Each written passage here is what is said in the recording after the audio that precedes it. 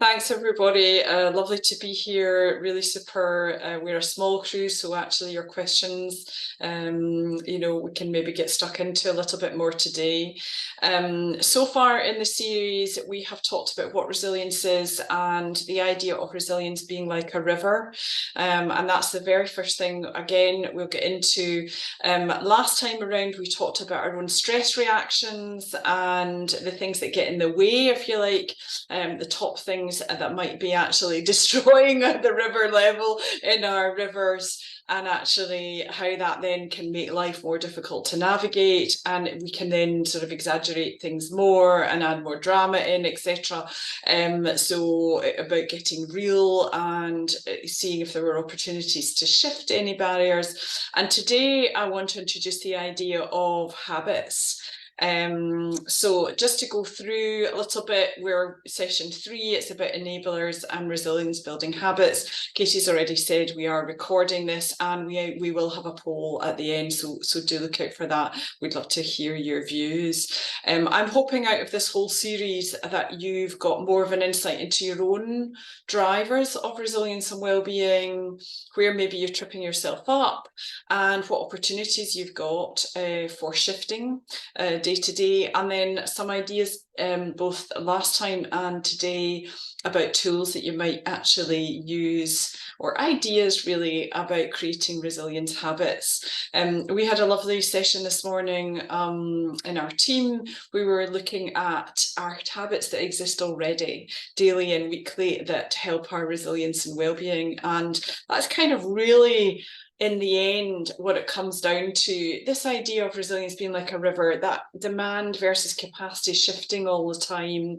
If you've had a bad sleep, you're not going to do so well in the day. It's going to be more of a drag. If you've got big things in your river that you're carrying, big issues, they take a continual drain. We can get caught out. We can have other rivers flowing into ours that shouldn't be there, all that sort of thing.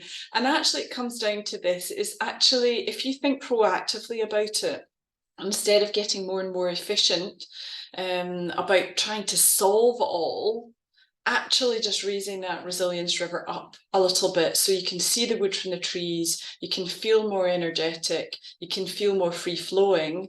And if you do that in your habits day to day, that's actually really brilliant way to, it just becomes part and parcel of the way that you operate. So it's not a thing to do, it's not in reaction to you feeling bad, you now have to sort yourselves out. It's actually much more day-to-day and easy to get hold of. And this is one example. I've got actually mine up here. I've got things like being in the outdoors every day. I'm a fruitaholic, so I eat lots of fruit, so that's one of mine. I've got things like laughter on a weekly basis, being inspired weekly. I look specifically to be inspired. That's an absolutely weekly habit for me. It can come from anywhere, but I'll specifically target and diarize that in order to kind of reconnect with purpose, reconnect with my inspiration of why I'm doing what I do, just give me that extra boost. So these are just examples of things. One thing that came out for me today, anyone who's come in before will know the term bounce back. You may know that from more general conversations. Bounce back is a area of high performance, but you kind of go off and down. You kind of punch through the challenge and then you get tired and punch. And I have a natural sort of bounce back in me from many, many years of habit when I was being brought up. And I think my mum was very much a bounce backer. So rest and having high quality rest is one of my challenges. And actually diarising real rest times is something that I realised today that I haven't done terribly well, so I'm gonna install that. So that's the idea of this overall, is it isn't about boiling the ocean, but it is about attending to something on a day-to-day basis. And that ability to look down proactively down the line and see what's coming, and actually specifically build your capacity before it arises. That's really resilient behaviour. So we're kind of going to get into some of that today. And the first thing I wanted to ask you was, what are you already up to? What are you already doing that is resilience? It could be well-being specifically. It might be about prioritization or perspective, pacing we've talked about. What is it that you already do in your habits day to day that helps your resilience and well-being? And just put them into the chat room. And Katie, you could repeat that question for us in the chat room. That'd be great. I'm sure you already have. Yeah, lovely, Vicky. Yeah. So there's all sorts of things in that, isn't there? The outdoors, refreshing. The somatic is really interesting for anyone who's in a very knowledge-based part of the NHS. If you're a clinician, you know, we are absolutely cognitively driven here, and we can get a bit stuck here, but actually shifting the energy into your body changes and you become even more intelligent. So that's an interesting sort of thought for you. Walking, pre-walk, lunchtime walking. Outdoors is obviously all sorts of things as well, release of oxytocin, decrease of cortisol, and it helps shift perspective a lot. So walking is cool. There might be other things that you do. Anyone else do anything else? Taking breaks. One of our staff today was talking about making sure that they have a hug with their kids every day. It's a very specific thing that they do. Having a plan, outdoor swimming. Whoa, that's cool, Sarah. I'm also a wild swimmer. Lovely. So commuting. So there's a lot here that is out with the workplace, so it's taking time away. And I wonder if you might start to put your head into in the day-to-day while you're actually in the workplace, whether it's in meetings, whether it's in the actual work of planning, whether you're with patients. Actually, what might you be able to do to just give yourself that resilience boost so your river might come up one little notch? It might be doing, 2-minute breathing. It might be having lunch, specifically eating, because I know a lot of my NHS colleagues and clients, they find themselves sort of grabbing food and not really noticing. So I just offer you that as a thought. And one that's a real thought is that whilst it's really great what you're doing, that it's out with as well. And actually, is there something you could do that's right in the heart of your work day to day that would give yourself a little resilience boost? Okay. And that's the kind of conversation we were having as a team this morning. So just as a little bit of reminder from last time, we talked about stress reactions, we talked about the behaviours and impact of stress, so you can spot it. Most often in organisations, about 40% of people procrastinate when they're feeling really stressed. Another 20% go to really short-termism. Lots of sort of tension arises out of both of those things. So spotting stress and where it comes from, and these three areas, not knowing when you're okay or not asking for the conditions for you to be okay. Again, we were talking about boundaries today. Another member of the team was talking about how they actually get really good sleep, and part of that is they've got an absolute definitive routine that actually cuts off completely, and they really don't do anything. It's personal law work after a certain time in the evening, and it gives them a kind of real chill out zone, and they're ready for sleep. That's really interesting, Actually being realistic about your capacity. If any women are on the call, that's a tough one, we think we can do this much, but we can actually only do that much. And then that DIY, we talked about that last time, and particularly we talked about two things that I would offer to you. Saying no to something means you're saying yes to something else, and being able to ask for help. Just being able to say, what do you think about this? Or I'm not feeling so clear about this particular thing I've got to do. Or what's your opinion on? Or I'm stuck. Can you help me just figure out what I'm stuck about? Anything like that, really, really helpful. So that's where we got to last time. And I wondered, to introduce you to the other side, if you like. So the things, not the things that stop us, but the things that really boost that river. And we know there are actually 4 core things. There are many things, but there are 4 core, 3 of which are safe no matter the resilience level.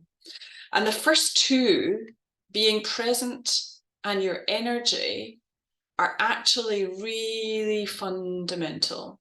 You get to learning and really think about how you learn once you are beyond coping. If you are coping, don't expect yourself really to learn anything new. You just don't necessarily have capacity for that. You may have skills, but just today you don't have capacity for it. But the being and energy are day to day to day to day, minute by minute habits that I would like to offer to you, and we'll come back to these. So being present right here, right now.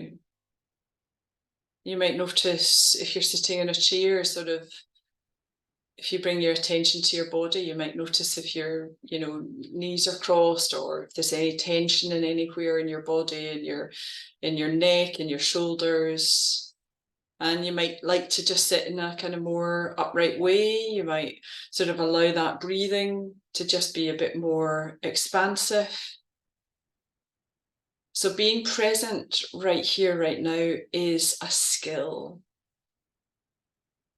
And it's really, really critical. It sort of underpins everything of you noticing, attending to, and indeed giving yourself options, which is the core of what resilience is about.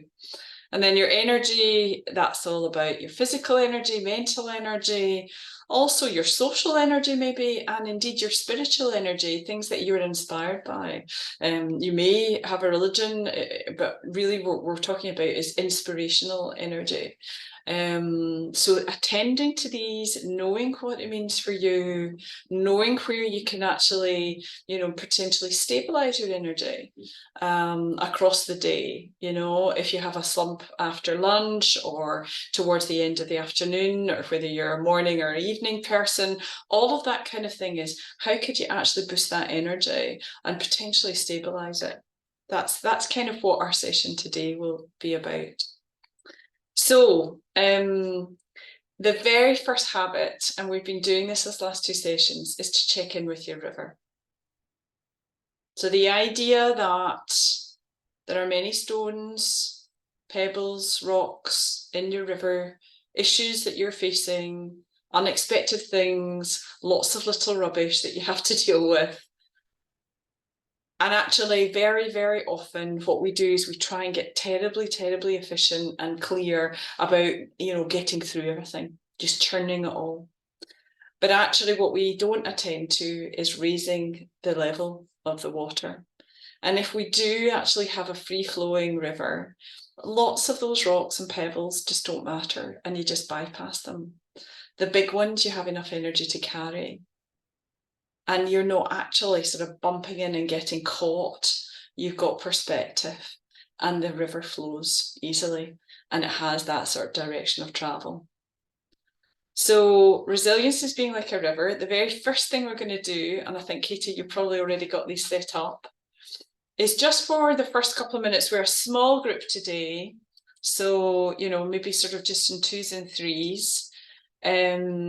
Just for, say, something like, if we just said for 5 minutes, Katie, in total, just have a look at your resilience river and start to think about how that could be part of your habit day to day.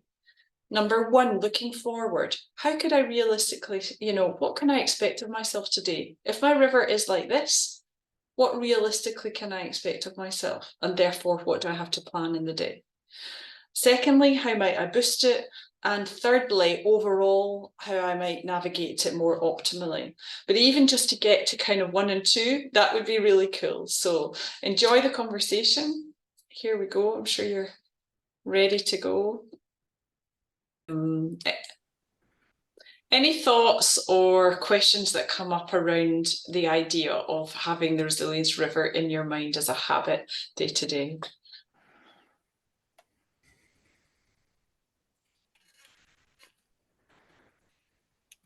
Useful? Not useful? It is useful, but like Homer Simpson, in order to learn something new, you've got to push something old out of the way. Okay. Um, I just, yeah. I mean, I tend to do it probably while I'm driving. I'm thinking about it when I'm coming into work. But if I cycle, I can't think about it. So I've kind of got to, because I've got to concentrate on something else. So I might think about it as I arrive and over my first cup of tea, just to sort of check in with myself about what it is. So getting that kind of moment just to look ahead. Can you see yourself doing that a little bit? Mm, Nika, not sure. I'm hope I pronounce your name properly. Um, yeah, so it sounds like that's more demanding, and it is the core, if you like, of being able to release your capacity and not feel quite so under the cosh. So it's actually being able to take even a moment just to think forward, and by doing that, you get perspective, you smooth things out before they arise. So I definitely recommend it. And, I know that for some people that might be really odd. And it may feel indulgent, for example, and yet actually in serving others, if you serve yourself first, the old oxygen mask sort of stuff, it really will make a difference. So that's habit number one, definitely, and it's the easiest and it's probably the most holistic. Is kind of really getting to know your resilience river, and when it feels fab, and then when it really doesn't, and you kind of remember what it's like when it feels fab, and just install that sort of sense of, well, what are the conditions for that? What's actually going on when it does feel so fab? So that's habit one. Habit two is this practicing being present. This is a tough one, right? Especially for busy folk. So if you, for example, in today, if you find yourself that you are sitting, you're supposed to be doing A, B, and C, but actually you're thinking about where you've just come from, or you're thinking about that thing that you're going to be doing at the end of the day. Yeah. So you could be time traveling, you're not really present to what is going on right here, right now. How do you help yourself do that? What happens across the day if we're just in do mode is we become more and more brittle. Right. So we start off, we think we're open, but actually we just kind of get into this mode and our blinkers get up and we don't really see what's going on. And as that goes on, options become less and less clear to us. We also start to assume things. So, a typical thing is a particular reaction, for example, in a meeting, or a suggestion that you might make, or the way that you're asked to do something. You might actually be running a set of assumptions saying, nobody else has been asked to do that. I'm being picked on to do da da da da, that's not fair. Whatever it is, and we can get ourselves all het up when actually we haven't really looked at the data. We've assumed a whole ton of stuff.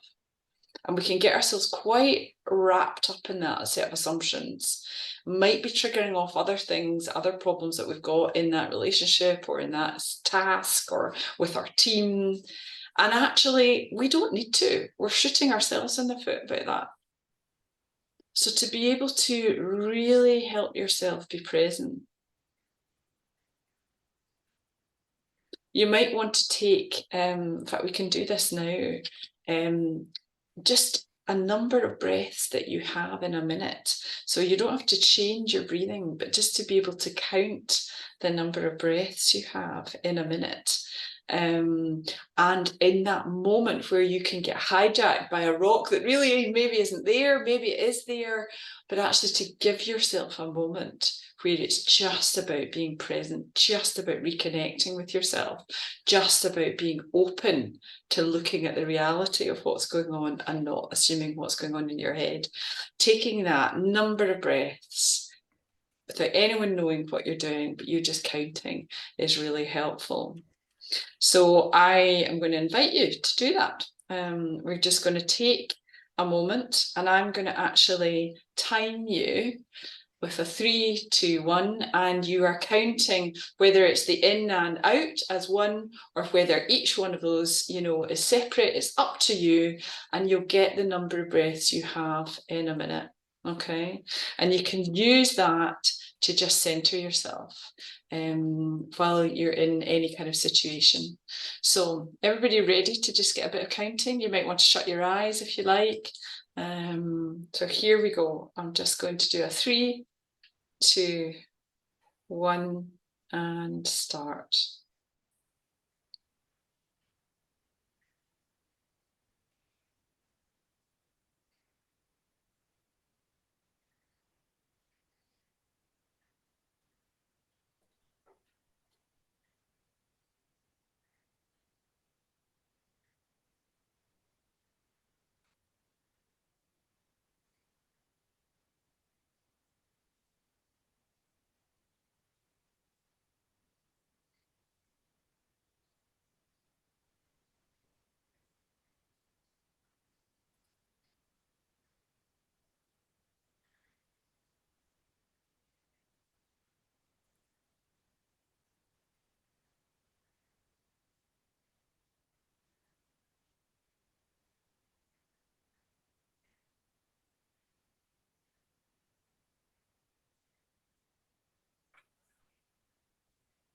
And stop.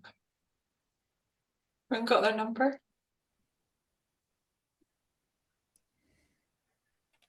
So next time you are needing to just take a moment, like changing your breathing at all, you just count the number of breaths that are, you know, for you, the number of breaths you have in a minute, and just see what difference it might make to you.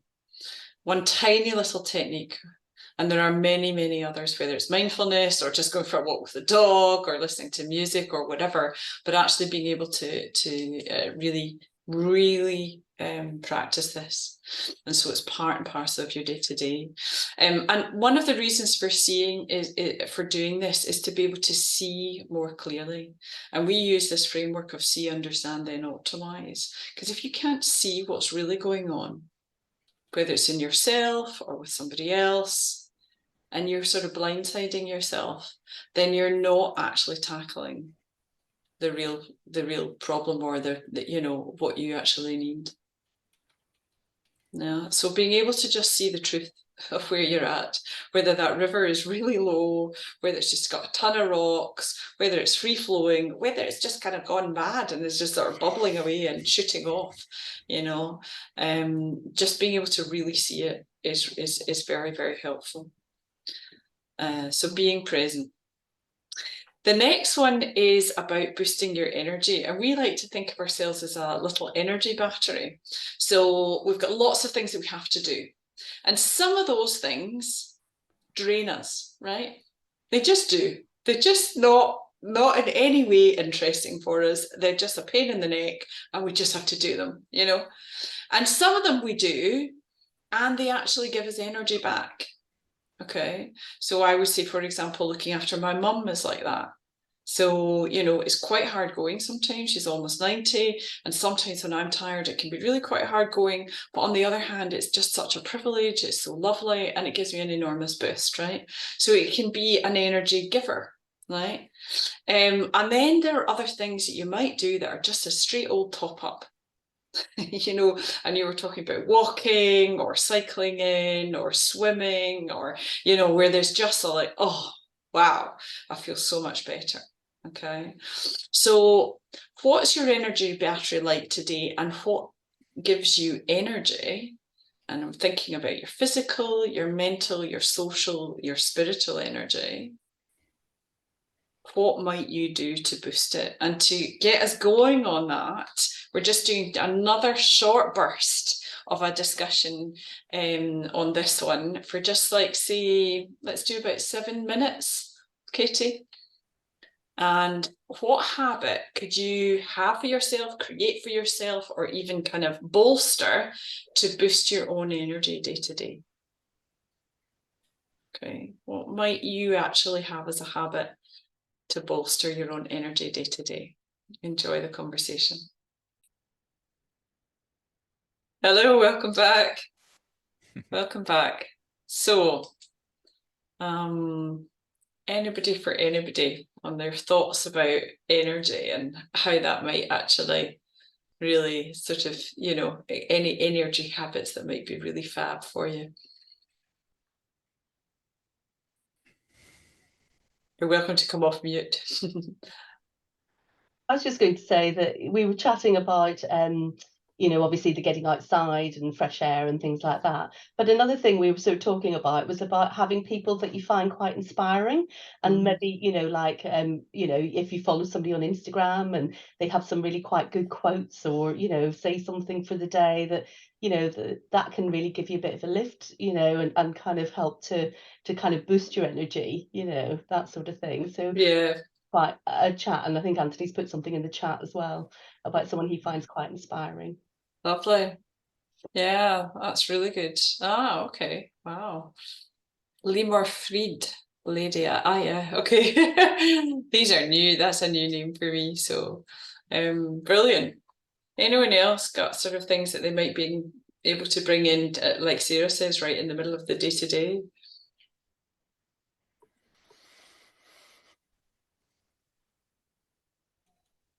Katie and I were just talking about actually one of the ways to boost my energy, and I think we both had this, didn't we, Katie, that actually to do something creative and to just, instead of kind of that tasky mode, is actually to shift your brain and think, how could you be creative? And, just for 5 minutes, even after lunch or at the beginning of the day, and to think more expansively out. And it just changes completely the way of thinking, whether it's a drawing or whether it's something to write about. Or so I've just committed to try and write, experiment with writing after lunch for 5 minutes every day and just see what might actually happen. And it's just an experiment. It's just a sort of, but I'm aware of my own creative energy. And when I am creative in something, I feel completely different about all the boring kind of pebbles that are in the river that I have to deal with still. They don't look quite so boring anymore, or at least they're not important. They still they have to be attended to, but they don't suck my energy in the same way, So, so that kind of creative energy, you might want to think about. I mean, at the end of the day, resilience is a lot about this. So instead of actually holding the sense of I could get hijacked, I'm going to react to this is hard work, this is whatever, rather than feeling done unto, is actually being clear on your intention. That could be related to generally in life about values and caring and being kind, or it could be very specifically in a meeting about actually showing up and giving your opinion, even though it might be quite tough. But having that intention and proactively resourcing yourself so that then whatever happens, your reactions to whatever is going around you, that you've got that intention and it will come through. That's a lot of what resilience is about in the end. And it leads to feeling more steady, it leads to a higher level of capacity, it leads to higher efficiencies. It leads to higher happiness and it definitely leads to higher well-being. So, at the end of the day, if I can leave you with that idea, very happy to take any questions. I know that, Katie, you're going to sort of run this poll. We've only got a minute left. We'd be so appreciative if you did fill it in. But any questions for any questions that you might have around any of this stuff that we could take in this last moment or two.